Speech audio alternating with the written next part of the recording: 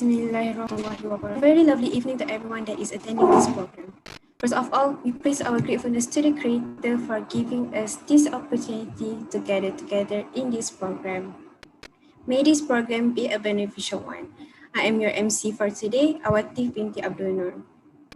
To receive blessings from the Almighty,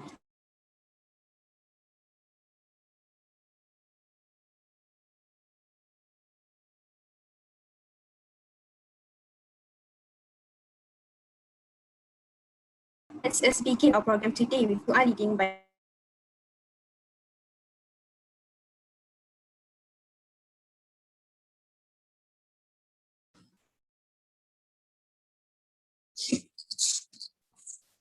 Assalamualaikum warahmatullahi wabarakatuh. So let us recite the Ummul Kitab Al-Fatiha.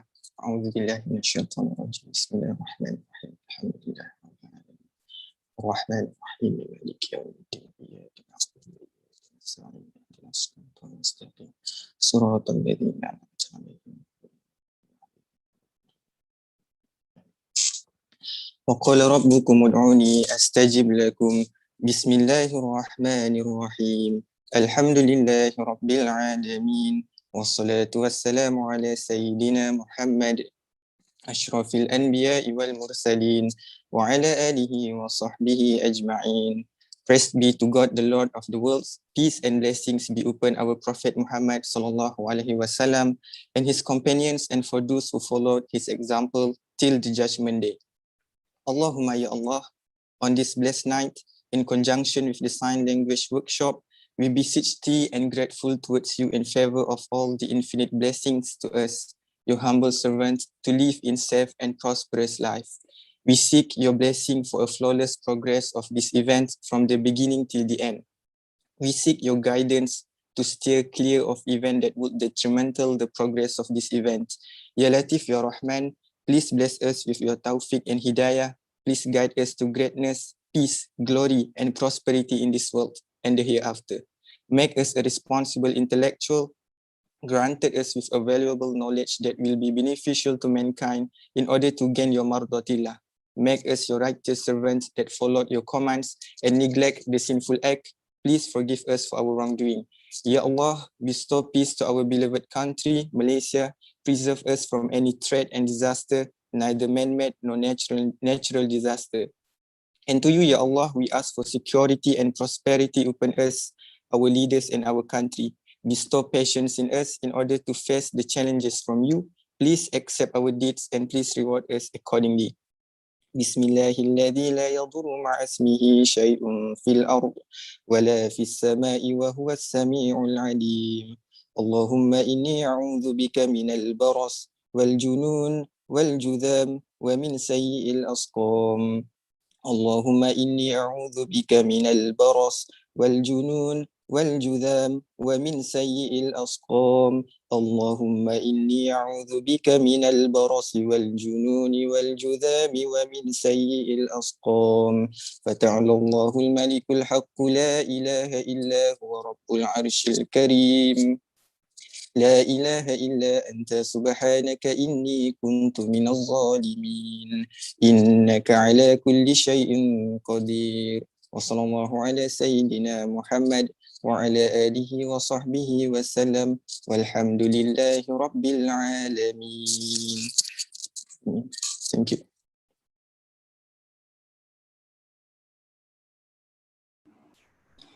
Thank you to Aina Harith bin Zakaria for the dua leading. Next, the program invites the respected principal of MAHALLAH FATIMA AL-MAJRITIYA, Madam Nurul Raudah binti Mak Nur, to deliver a brief speech. Please welcome. Okay. Thank you, my dear sister MC, Sister Awatif. You look sweet tonight. Okay, Alhamdulillahi wa kafa. Wassalatu wassalamu ala rasulihil mustafa wa ala alihi wa man ihtada amma ba'. Allahumma salli ala Sayyidina Muhammad wa ala ali Sayyidina Muhammad. Our respective guests from Malaysian Federation of Deaf, Mr. Sazali Syari as the Executive Director of Malaysian Sign Language Federation. Okay, with the team members, Ms. Wan Zuraida Abu And I think that we also have Miss Go Suling together with us.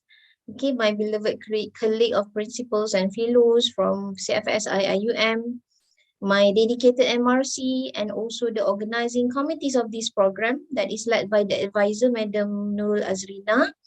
Okay, lastly, all brothers and all sisters, my beloved students from Mahallah Fatimah, Mahallah Azdah, Umamah, Biruni, and also Zahrawi. Okay, Assalamualaikum warahmatullahi wabarakatuh, and good night to all of you. So first of all, okay, a very warm welcome I wish to our distinguished guests, Mr. Sazali, and also team from Malaysian Federation of Deaf. It is a great pleasure for us, okay, to have all of you with us tonight in this program that is named as the Communication Learning Sign Language, the Basic Sign Language. Okay, this program is actually organized by the Publication Information Bureaus of the MRC for our Mahallah Fatimah. Okay, at the same time, okay, I also would like to welcome all students, okay, to the new semester 3 for this session to 2020-2021. Okay, especially to the sciences students that should fulfill this semester in campus. So welcome back home, everyone. Okay, so for your information, Mr. Sazali and also team, okay, we were just started our semester, our new semester last week. So currently we are in the second week. So this program is like officiating this new semester, in which our participants for tonight, okay, some of them are in campus, while okay, some of them are joining us from their hometown. Okay, so due to this pandemic COVID-19 situation, we need to adapt with this new norm, and Alhamdulillah, okay, we still managed to proceed with this program through this online platform, through this Zoom platform, okay, and also YouTube streaming. So we can see that, okay, this program is currently live streaming to all over Malaysia, as our students are coming from different states of Malaysia. Okay, Alhamdulillah. Okay, brothers and sisters, okay, if we remember back about our creation as a human, okay, the creation of the humanity is actually raised above many of other creations. And one of distinct features about us as a human is the ability to reflect, the ability to ponder, and also the ability to learn above our instinctive tendency. So we are encouraged to continue to uplift our level by learning the new skills and also attaining the new knowledge. As in the very first surah that was revealed, that we have read this surah, okay, since our childhood, which is the Surah Al-Alaq, emphasize on the seeking knowledge, and then it is then strengthened by many other Quranic verse, and then it is also strengthened by the hadith, again, from our Prophet Muhammad sallallahu alaihi wasallam, okay, in which it was narrated by Imam Ahmad. One of it is the seeking knowledge is the obligation to all Muslim. So I do really hope, okay, through this program, okay, it will give benefit and also it will increase the knowledge, okay, and the soft skill of us. Same goes with me, okay. So we should know at least the basic on how to communicate, okay, with the one out there, okay, that maybe they can't hear our voice, okay, they can't hear us, okay, but they can read our face expression, they can read our body language, our hand and also lips movement. Okay, so this program might be the first chance or the first step for us to learn about what I can say as the special language, in which it is the sign language that is spoken by our brothers, okay, and sisters around us. Okay, we hope we can remove, okay, some boundaries between us, okay, with the deaf people around us. Okay, besides that, okay, when this program was proposed to me, okay, by Madam Nurul Azrina, okay, I am so positive to the greater output of this program. Okay, maybe after this program we can come up with the videos on the Quranic verse recitation or hadith by using sign language. Okay, or maybe we can have the participants from this program that become the translator in our CFS program. Okay, and if it is become reality, I can say that this program give a very good impact to the CFS community. Okay, and not everyone is given the same capacity and the opportunity as what we have today. Okay, however, it is depends on our sincere effort to know. Okay, sincere effort to seek the beneficial knowledge and to learn new things. okay, tonight that will be accounted for, inshallah. Okay, and as for students, okay, before we enter any class, okay, any workshop, okay, of course that we need to make some preparation. And same goes with me. Okay, so I've done some simple searching, okay, with the limited time that I have. We are fighting with the classes, right? We have meetings, we have so many programs and so on. Okay, but we have to locate sometimes to do some preparation before we come to any class or any workshop. Okay, so because I believe as a teacher, okay, my teacher will be happy more to the students that come with the preparation. Okay, so I've learned some basic sign language. Okay, at first it is very hard. Okay, it is very hard to memorize it. Okay, but it's okay. Okay, we have to practice. Okay, practice make perfect, of course. Okay, so lastly, okay, happy learning everyone. Okay, selamat malam semua. Okay, assalamualaikum warahmatullahi wabarakatuh.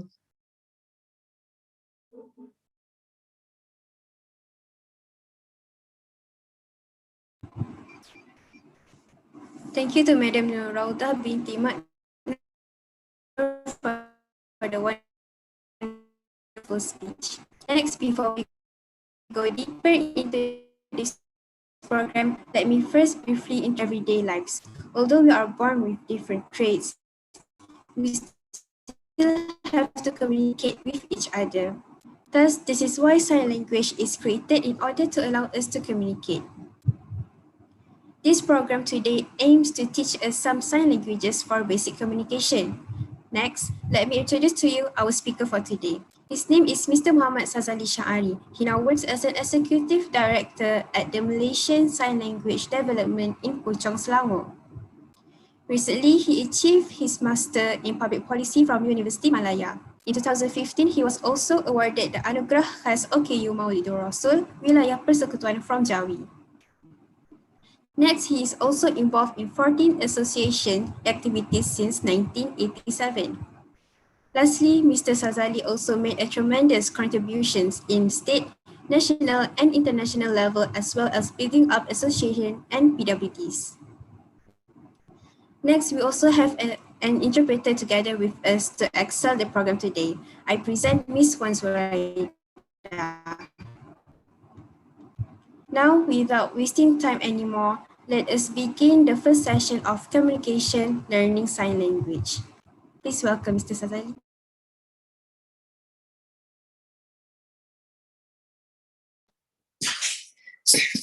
Thank you very much. I hope that everyone will actually open the camera so that you guys could actually have a look at what I wanted to present.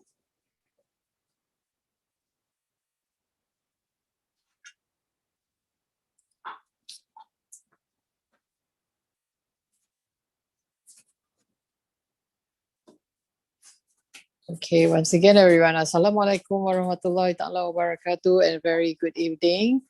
Thank you so much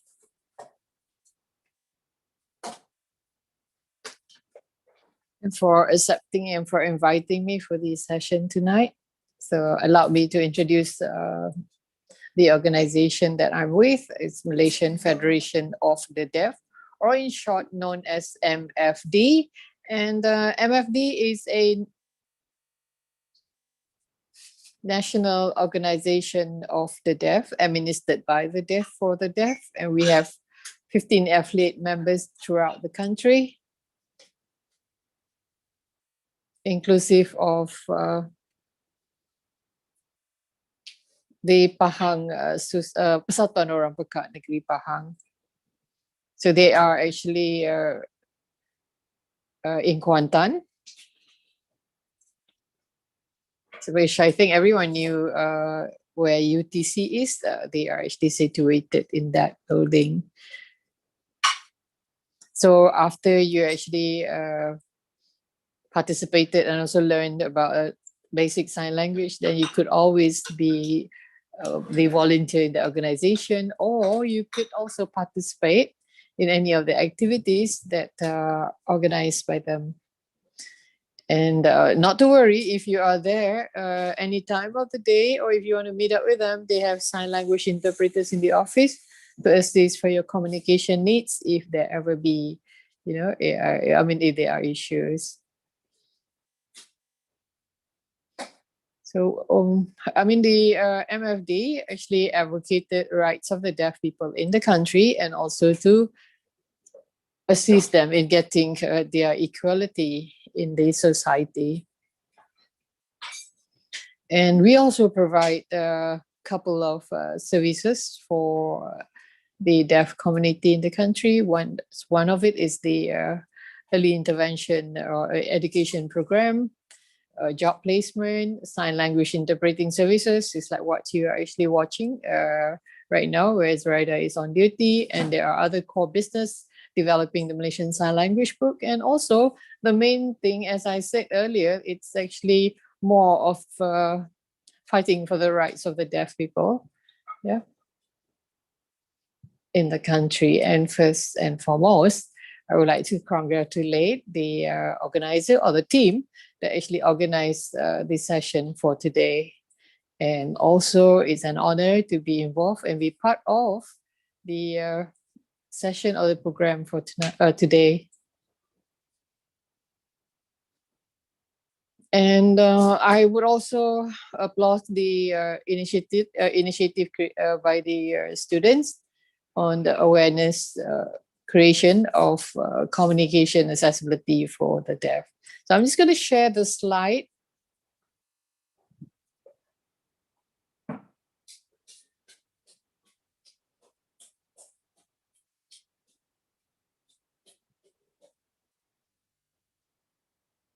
So I just share the slide of my presentation tonight. I'm sure that you can actually view the PowerPoint, right? So the first part of or the topic for my session today is on an intro, or introduction about deaf and communication. So it is very important for everyone to actually understand, when we talk about deafness and the deaf community in general. Because we know that Allah subhanahu wa ta'ala actually created a human being, we comes in different races, different colors, different sizes, and also in different situations. There are some who are blind, deaf, and also physically disabled, and other situations. So tonight, I'm solely going to actually focus on deaf and communication needs.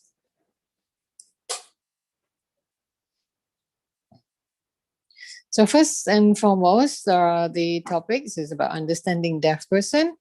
So what is deaf? So what I actually have obtained from the definition given by Dewan Bahasa dan Pustaka. In the dictionary, it says that, deaf means they're wholly or partly unable to hear. So let's just have a look at this graph here. Sorry, the infographic here is actually showing that the level of or the degree of deafness that is actually measured in decibel, or in short known as dB. For a hearing person, like hearing person, just like any of you, you can hear, you can hear all the soft sound. You can hear music. You can hear the raindrop. You can hear the leaves falling. And you can even hear the birds chirping. Even it's like someone whispering to your ears. You can actually hear that. So meaning that your level of hearing is about 0, within the range of 0 to 30 decibel. So when you can't hear very clearly, or you're hearing partly, that is at the range of 30 to 55 decibel, which is actually, if you have to look at the red colored on the PowerPoint that is being showed to you. So this category of within 30 to 55 decibel, they have residual hearing. they cannot actually hear very, I mean, they can't hear fully, but they can hear, yeah, a little bit. Yeah, and they can also speak a little bit. So it's this category is actually known as the hard of hearing. So for the other, the other category or the other group of people who actually have the hearing ability of 55 decibel and above, okay, for this category, they are actually unable to hear even a dog barking or, any loud sound that come across. So they do have issue with their hearing ability. So, even with the sound of aeroplane, yeah, sound of ambulance, or, the police sirens, they can't hear anything at all, even a gunshot. So this is a category who are actually mentioned wholly or unable to hear at all. So in the dictionary, the definition given is like for the hard of hearing, the one who could actually, those who possess residual hearing and could hear a little bit. But for the deaf, yeah, they are the one who's reached 60 decibel and above. Okay, there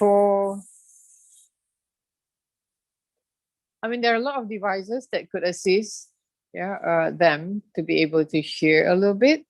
So one of it is the hearing aid, and everything or most of it are digitalized, and it comes in a very small sizes now, which you couldn't even notice that they are wearing, or they're using the hearing aid. So there is actually advantage and disadvantage of it, because when they're wearing one, they can, hear sounds from all over the place. And with the technology advancement currently, so there is another solution or device that they have, it's made available for deaf people, where they call it the cochlear implant. Yeah, cochlear implant is actually the insertion of an implant behind the ear. When it's been operated, they will place the implant there, and the device would actually be connected to the hearing aid and would actually allow the individual to be able to hear. Yeah, so this is very much pretty advanced, yeah, in the technology and the usage of this cochlear implant. But the thing is they can hear, but they're hearing sound, but they don't know what they're hearing. So they ought to be guided or taught, yeah, what actually are they hearing and what are the sounds and the differences. And for your information, the cochlear implant, it's very, very expensive. It's approximately about RM 80,000. Yeah, for a person to have it, which is very much equivalent to the price of a good motorbike, and also as much as a price of I think the X50, Proton X50, right? So that expensive. So as what I want to actually share with you is with all these devices, making it possible for a deaf person to be able to hear. But, when they go for a swim or, when they're out there, yeah, for any activities or anything, they have to actually remove these devices and they'll be back to square one. They are unable to hear at all.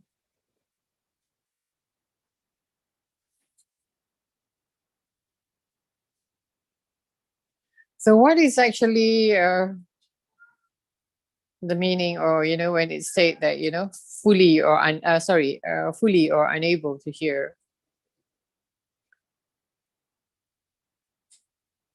So the two category of the group that I mentioned earlier, it's deaf and hard of hearing. So you don't have to feel like feeling that guilty if you're actually going to use the term deaf to us, because we don't feel of any negative impact on that, but we actually truly accepted and wanted it to be used. Yeah,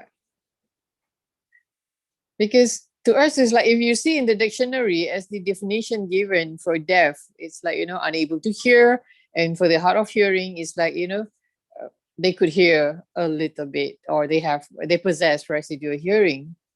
Yeah, so with the terminology that's actually been applied by other people, where they say deaf and dumb, deaf mute, or hearing impairment, handicap in hearing, and things like that, it doesn't make us comfortable at all. We're thinking that, why are you actually giving or using that terminology or the label, towards us?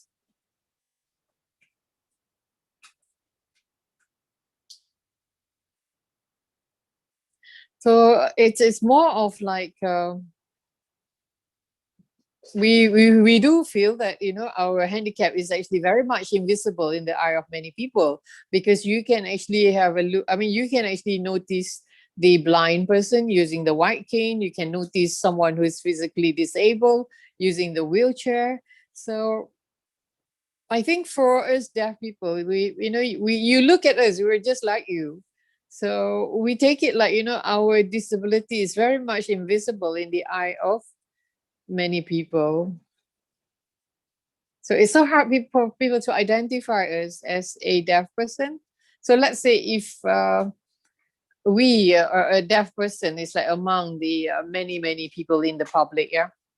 So as like we walk about, we are around the community, or we are around somewhere at the shopping malls and like that, and like, as we walk around and we actually miss or drop the our things, our purse or our key and things like that. So if let's say that happened, yeah, and you are a part of the crowd, you would obviously very sensitive enough to pick it up and would call the person. But when you call so many times, there's no response, so you would actually run towards the person and tap on his or her shoulder, and it's so happened that the person will be kind of like a bit shocked when and you start to speak, and the person would actually immediately spontaneously do this, show this sign to you, point a finger from the ear right up to the right side of the mouth. Yeah, so when they sign that, it means deaf, or I am deaf. But don't misunderstood, thinking that he or she is saying that you have something on your face, or you're trying to actually just wipe it off or things like that. No, it doesn't mean that way. But he or she wanted to actually introduce and say, oh, I am deaf. Yeah, that's how he or will be signing to you. So when he signed that to you, like, I am deaf, if you think that it's a bit difficult to communicate, you just give the purse or the key just now, and you just go away. But that is entirely wrong, because we as a deaf person would take it that you are not interested to communicate with us. You don't care, to actually start the conversation with us. So that is actually very, very sensitive, for us, when we face in that kind of circumstances or situation. So I think many a times that we felt that, it's not the barrier that actually hinder us as a person with disabilities, actually the environment, the people. Because if you do not want to communicate, you don't want to actually even to kind of like, explain it by writing to us, explain it in other way. If you don't know how to use sign language, treat us like a human being, as much as like, as much as we do accept people, to be able to communicate with us. So we appreciate if you could just, do it via writing, or with the technology now, you can use your handphone. You could just text and you could communicate with the deaf person.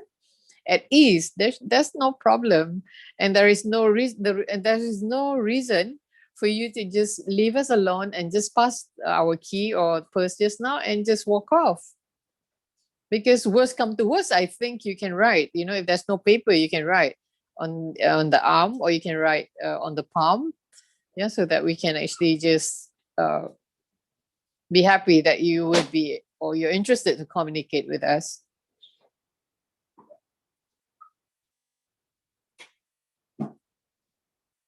So there are times when we are with sign language interpreter, and there are times when we go around without sign language interpreters with us. But when sign language interpreters are together with us also, you also have to make sure that when you communicate with us as a deaf person, and the sign language interpreter would be the, it's like bridge to communicate within you as a hearing person and us. Try to avoid, to do this. Like, telling the interpreter, like, you tell him or you ask him, I just want to know whether he has had his dinner or not. Excuse me. Don't do that. You can't just communicate straight with us. You don't have to mention and say that, please tell him, please tell her, and things like that. No, just communicate directly as like you're communicating with others.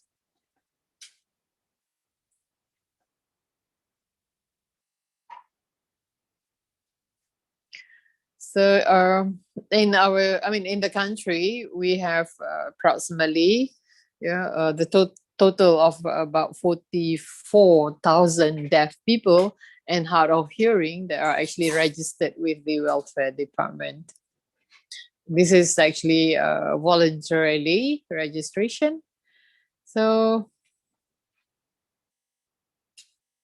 but for sure that, we felt that many people don't care about our existence, because, when you want to communicate, when you want to actually extend some information or to share how you felt, but no one seems to understand or being able to convey or even to communicate with you.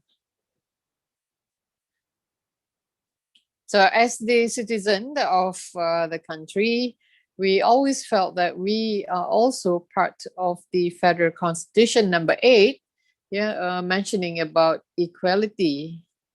So as a citizen, we ought to have equal treatment. We ought to have equality in everything, like, communication per se, and also education. So just for instance, we just take one section on education. When you talk about education, we can have access to education. So if there's good access of education, it will also give us some benefit of better qualification in the end. And with good qualification, we could actually obtain a very good job, and we will have a very good pay, and that would actually allow us to take good care of our own family. And when we could afford, we could actually have we could buy a car, a motorbike, or anything to make it easier so that we can travel a little bit further where we want to, or maybe even to, for employment also, we could actually have access to it easily. Now, just imagine if like we don't possess, transportation mode, how can we actually be at, how can we get employment or be working anywhere? And worse is like if we're late for work, there's no way to communicate. And we have to actually, you don't expect us to call our bosses or our supervisors, because we can't call. The only thing is like to send message, but how fast could it be to say that we're unable to come to work or we're late? So again, when you talk about equality, we also, as citizen in the country, so we pay taxes in a way, because when we have car, we actually purchase the petrol, we pay the toll, so we're contributing to the country's development actually. So we are part of the contributors towards the development. So I think, there's no such thing as, inequality, for any of us. So in the context of religious, it's the same thing. People always say that, if you do good deed, you would actually, you will actually sustain pahala as much as you can. And if you do wrong things, you always will get the punishment. So we always would not be kind of like, we don't really accept, the saying of, the community, part of the community who say that, oh, it's not to worry, you guys are actually, you are actually qualified, or you are part of people who are actually supposed to be in heaven. Yeah, to us, it's like, it's back to qada and qadar. Whatever that you do, whatever the right thing you do or the wrong thing you do, you actually be punished towards the end. So there is no such thing as that kind of statement. So on the other hand, if like, when we actually go around and we actually show our ID where we have the card OKU, yeah, and this card actually would actually grant us we don't have to actually queue for certain services, like for health services in the hospital, for transportation, for all the things that we don't have to queue, we will actually get the opportunity. And also we do have discounted fare for the airfare, and also for buses and all. And there's so many things that we could benefit when we register, with the welfare department, and we obtain the card OKU, which is it's pink in color. So it makes it very easy for us, when we have that card OKU.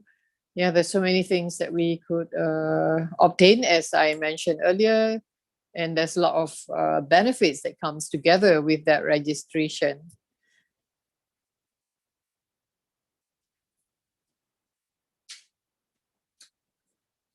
And next is when we talk about communication methods, yeah.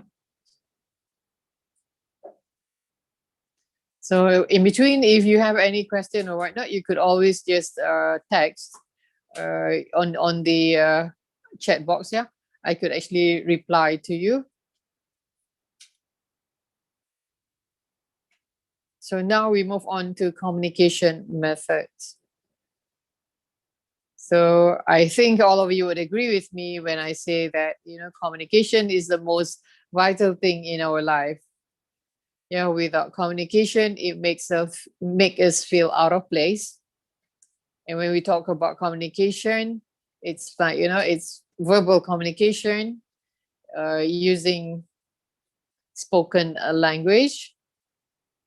Spoken languages like Bahasa Malaysia, English language, and any other ethnic languages.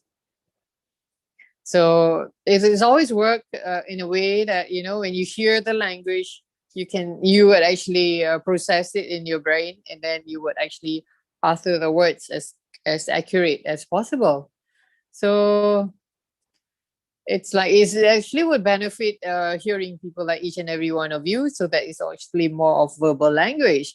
But for instance, for example, for us, there are people when we cannot hear, we would not actually benefit with the usage of the verbal language, but we would use the non-verbal language. So I think God is very much equal in that sense that, we can't hear, but we can actually use, our hands and also 10 fingers to actually communicate with one another. So our language is more of non-verbal language, or the Bahasa Isyarat Malaysia. So Bahasa Isyarat Malaysia is actually been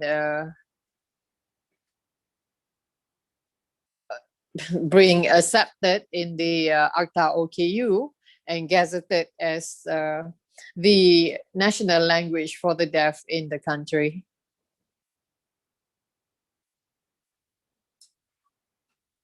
So, being the national language, yeah, of deaf people in the country, so that is our first language, and Bahasa comes second, and the rest of other languages follow through. So if for a hearing person like all of you, maybe it's like, Bahasa Melayu is the first language, and the next will be any other spoken languages. So for us, it's like Bahasa Isyarat Malaysia or is our first language, yeah, and the rest would actually, there are other, there are other languages. It's actually sign languages like the American Sign Language, and like the one that they use in school, they call it Kod Tangan Bahasa Melayu.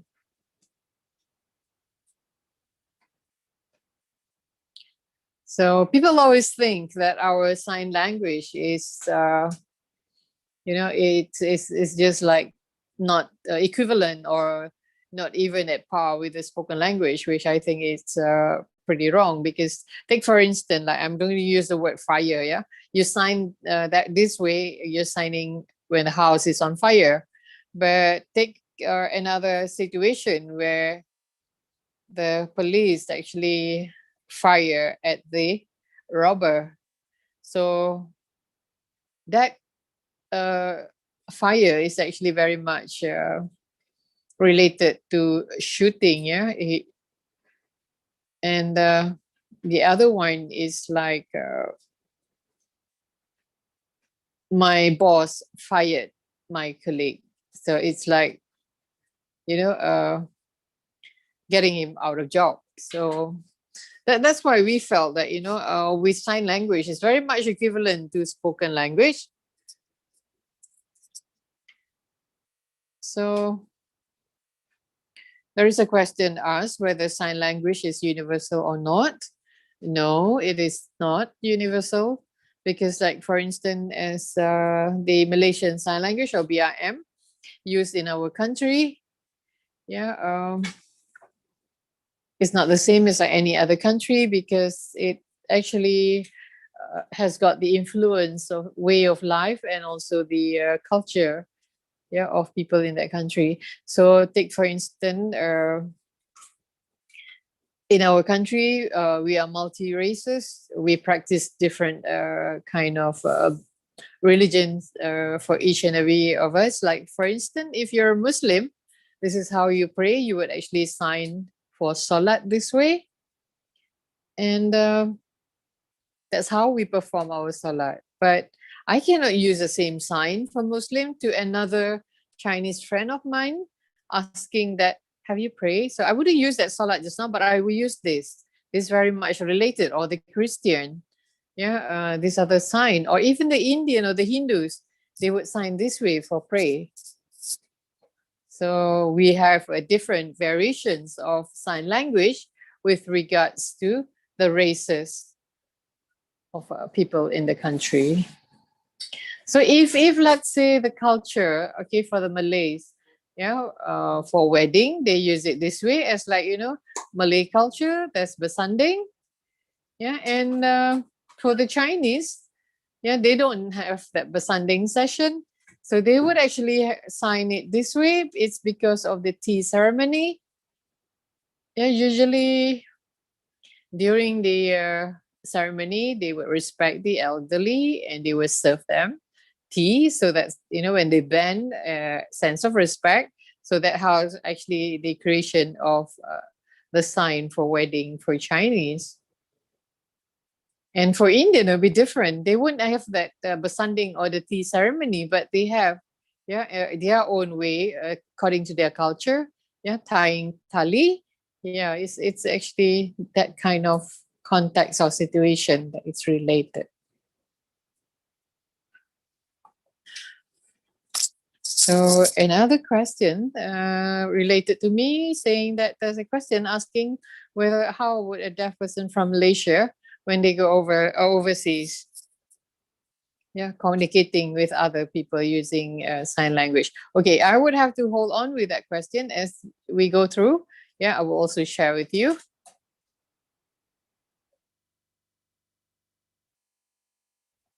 So it's the myth about sign language. Yeah, people always have the perspective of the sign language is actually a crude mix of pantomime and concrete gestures only. So take it like, for example, let me just share with you. Okay, look at this picture here. So I'm going to share with you the sign language from China, India, and any another 2 countries. So this is from the dictionary or sign language of the particular country. Yeah.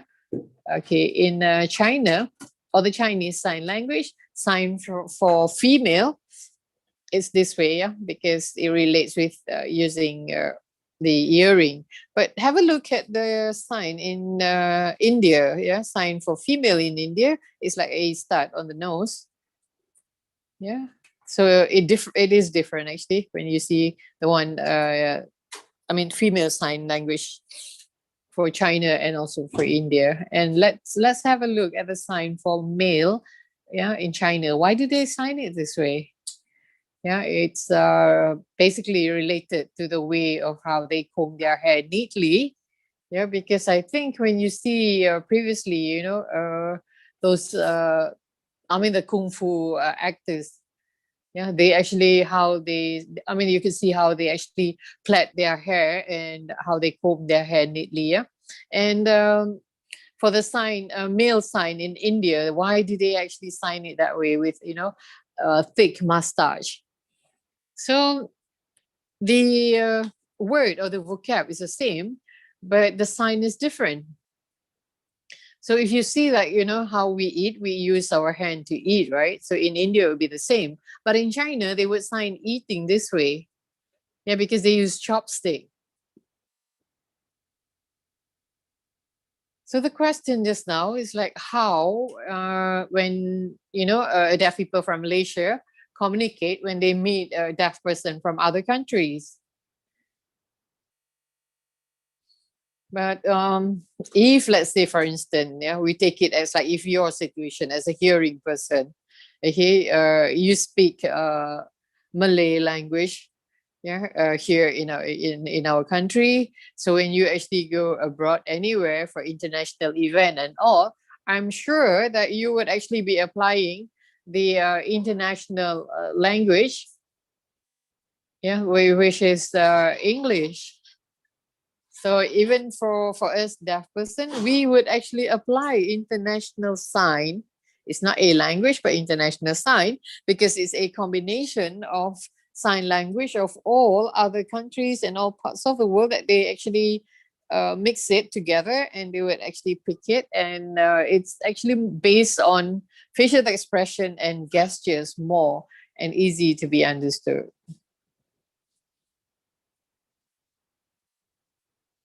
So it's not difficult to understand the international sign because it's actually a visual language.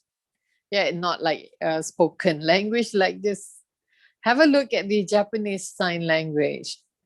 So Japanese sign language, they sign, they put up their thumb that way, meaning that signing for male. But for us here locally, we would take it as like something positive or something good. Yeah, and female sign for Japanese sign language is the little finger. Yeah, but here in locally, we use that little finger to indicate something which is like negative. Okay, so if we see the differences, we were thinking like why the Japanese sign language differ that way. Yeah, it's there again, the influence of the culture and way of life, yeah, in that particular country. Okay, so I'm going to actually use the Japanese sign language and I want you to guess what is the meaning, and you can type it at the chat box and let me know. So look at the sign that I'm going to show it to you and give me the reply. Yeah? So when I sign like this, what is it and what does it mean? And this. So what does it mean in Japanese Sign Language? You guess? You can type the answer.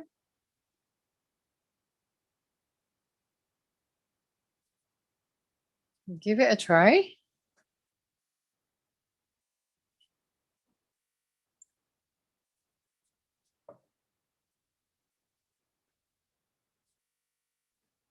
Okay, try again. Male and female. Yeah. It means marriage. So what's this then? Anyone wish to try?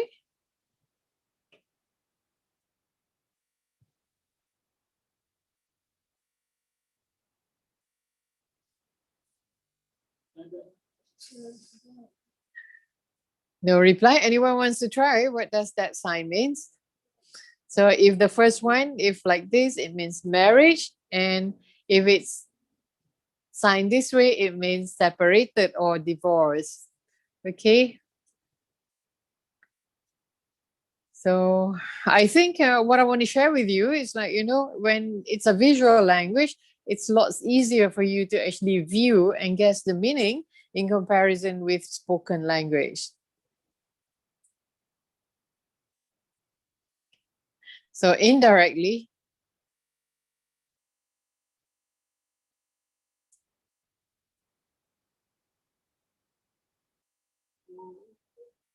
okay. Sorry, I will share with you again.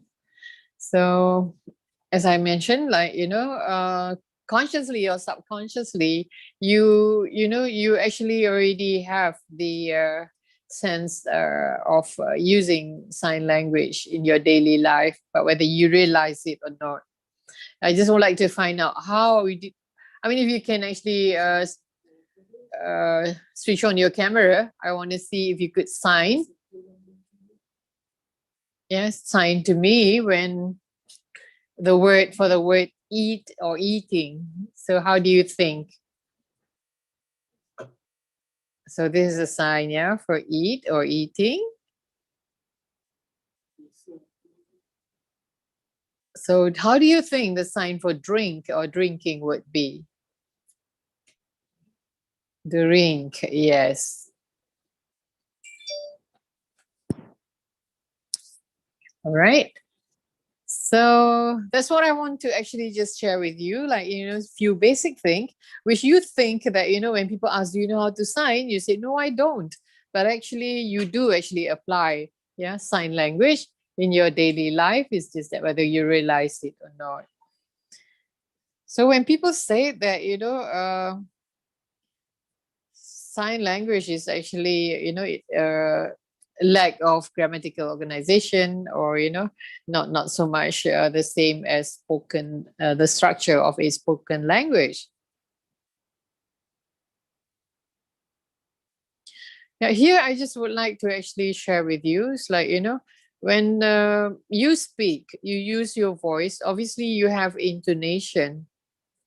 So if, let's say, when you're feeling sad, your voice would be very low, and when you're happy, then your voice would be at a certain level. And when you're angry, obviously your voice is also going to be very high.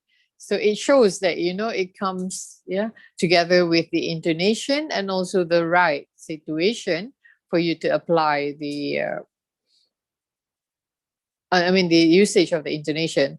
So when we use sign language, it's more of like, it's related to facial expression. It's like, we're going to ask, how are you? Say, you're fine, you're good. So the expression you could see that way. So if, let's say, I say I am sad, so my face would be showing in such a way. So if I'm angry, so you can see the facial expression, to say that I'm angry. So for us, like, we use visual language, so you can actually read, the facial expression that we, like the facial expression that we show. And for hearing person, you'll be able to differentiate when you hear the intonation of the voice. So when people say that, our sign language is, it's not the same as any spoken language, it has, let me just clear this, yeah? If let's say you're going to ask where, you sign like this, yeah? Where do you stay?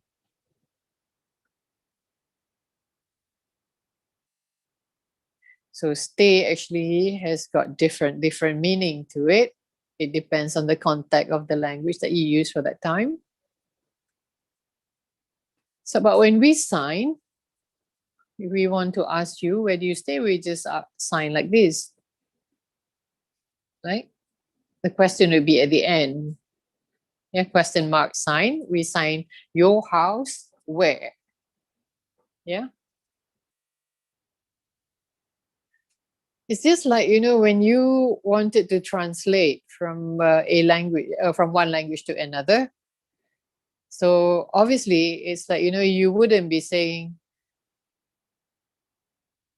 like what I showed you just now is like, your house where? You obviously would write, in a proper grammatical order and saying that, in a sentence like, where is your house or your home?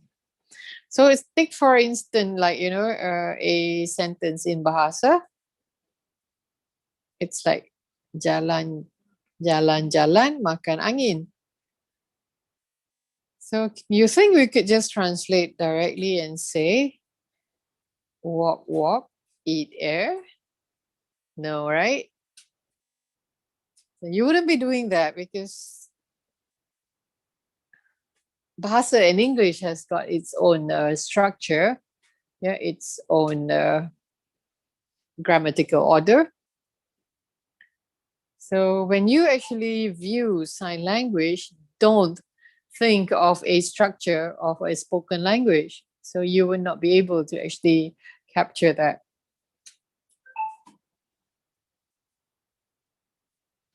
So it's like your topic now is also to learn sign language. Yeah. So you are learning Malaysian Sign Language, or it's known in short as BIM.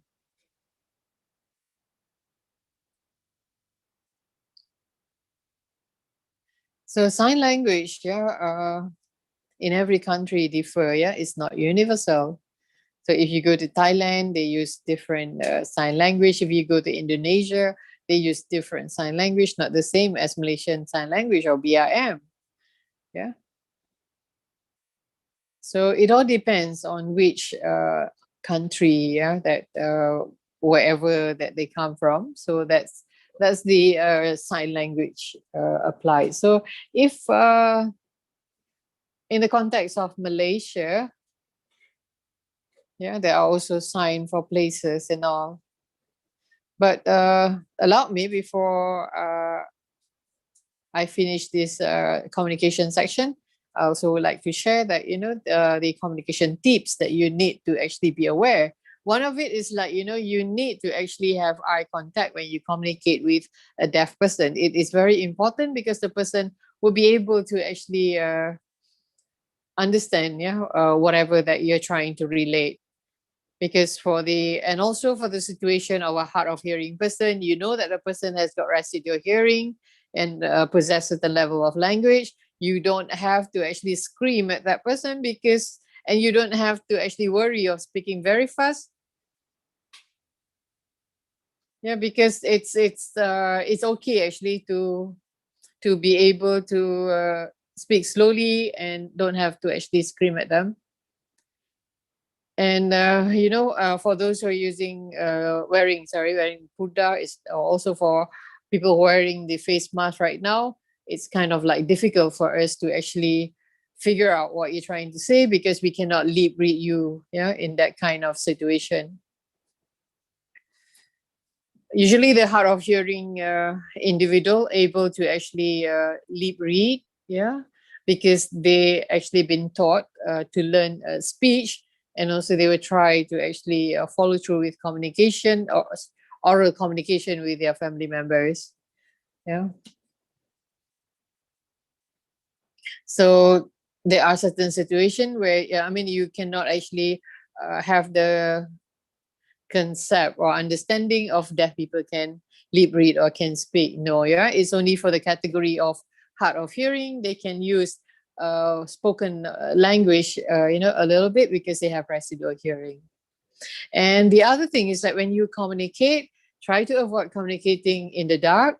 Yeah, if there is no lighting or candles or anything, just use your handphone. With the technology now, you can benefit from the handphone. Switch it on, you can see, you get some form of light so that you can communicate, with a deaf person.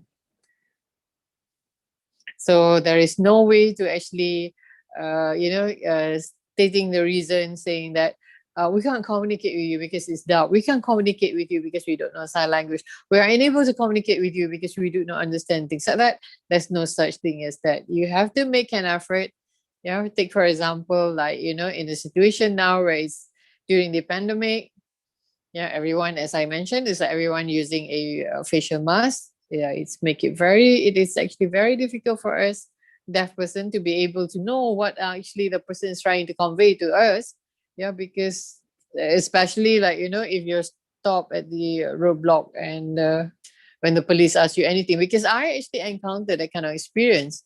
I was wondering, like, what do I don't understand. So if the person going to raise, the police wanted to raise his voice, I wouldn't know what is it all about. Because usually during roadblock, they will, like, they will ask you questions. So when we can't hear, we don't know. We will be like looking, kind of like, looking at the policeman, like in doubt and all. So when you ask actually, or you request for them to actually just leave, it's like, being able to kind of like bring down the mask a bit so that we're able to actually lip read them. And they get like, why is it so? And we say that we are deaf. So then, they give leeway, you can just go straight. And also people actually recommended and suggesting that perhaps maybe it would be good for a deaf person to use the transparent mask. But if you would think of it, the one who actually would benefit from using the transparent mask is not us. It should be the hearing people like all of you. When you're using one, then we'll be able to actually to capture what you are trying to say and try to lip read you. So these are the things that I say that making it, making the barrier, or creating the barrier. It's not the environment or things like that. It's actually the people. So I hope by now that we can actually understand the whole thing, what I actually shared with you.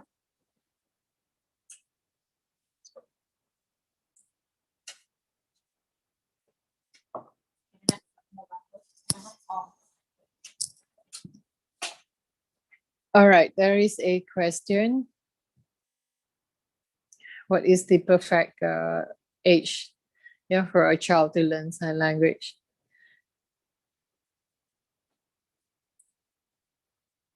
Usually for a hearing child, as long,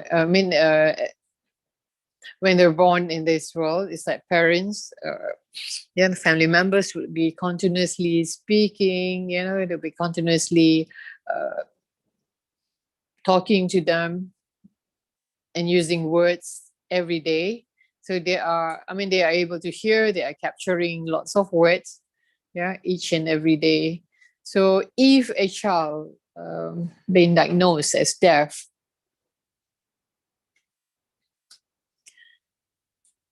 I just hope that, parents or family members do not have negative thoughts of such a situation. But the most important thing that they should look at is like, okay, this child is actually deaf and cannot speak or cannot hear.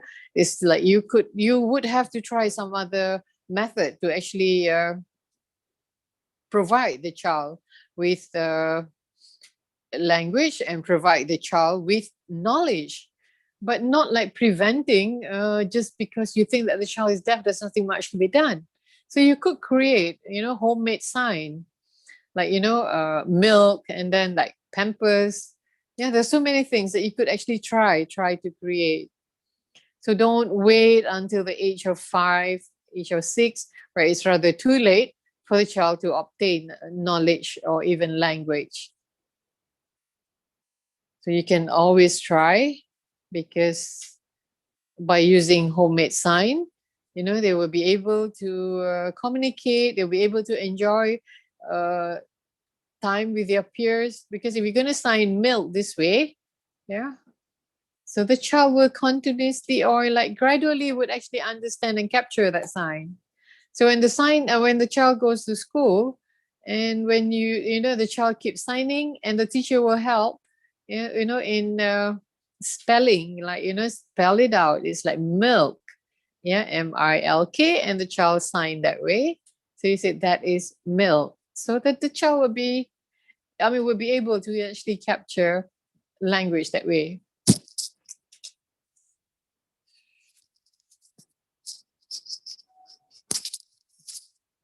Yeah, and secondly,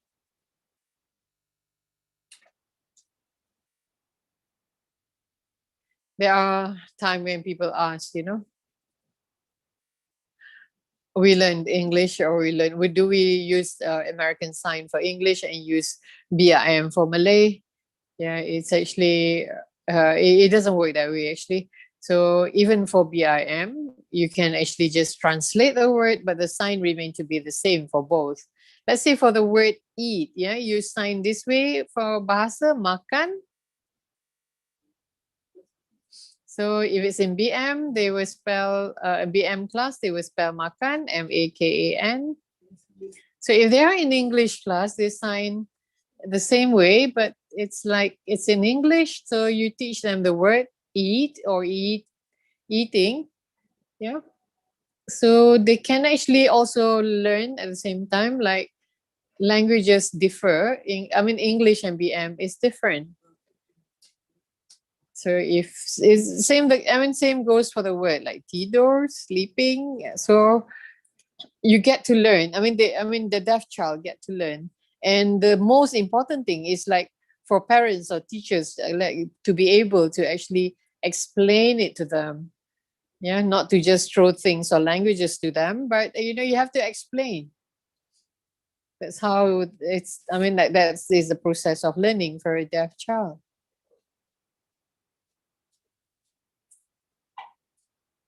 So do treat the child as equivalently with a hearing child that you have. Okay, don't make it any different. So I think I actually answered the questions that have been asked by students. So like for me, I actually would end my session, and I'm going to pass it to Cik Nur Saada. I think everyone could see her. She's wearing pink. Yeah, and Cik Nur Saada will be teaching you basic sign language, and I'm done with my section. And this is a sign for thank you. Okay, thank you. Thank you everyone for your attention. So if you have any question, you could always email to me. I will actually reply. Yeah. So I would not want to waste a lot more time. I think I would leave and allow Cik Nur Saada to continue with the communication or teaching you Malaysian Sign Language. Okay, just something to remind to all of you that the following session led by Cik Nur Saada, it's without sign language interpreter, so you have to really focus and view the sign that she showed, yeah, and try to follow through. Okay, thank you very much and all the best.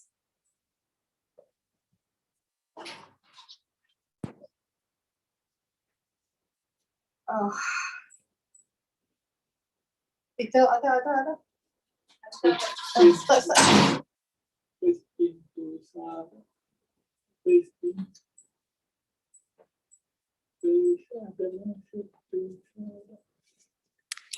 We ask the admin to pin other.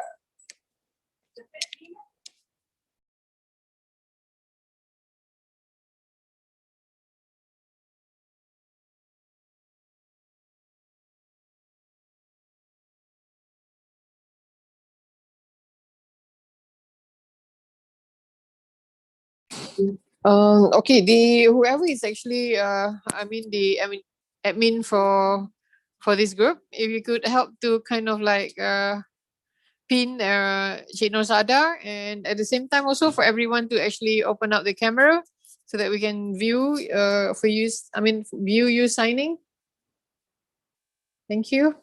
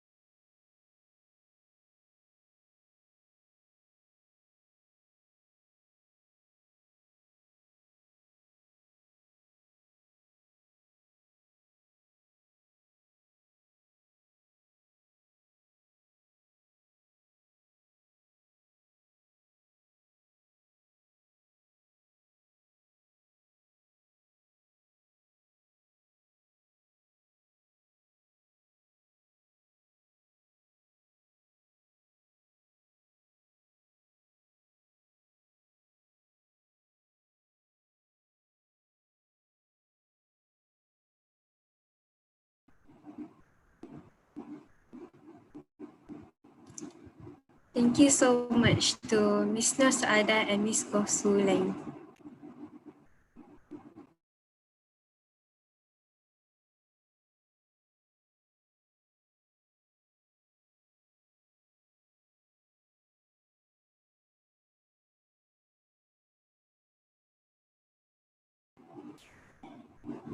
We have come to the end of our program. Thus, we once again thank our speakers, Mr. Sazali, and our interpreters, Ms. Zuraida, Ms.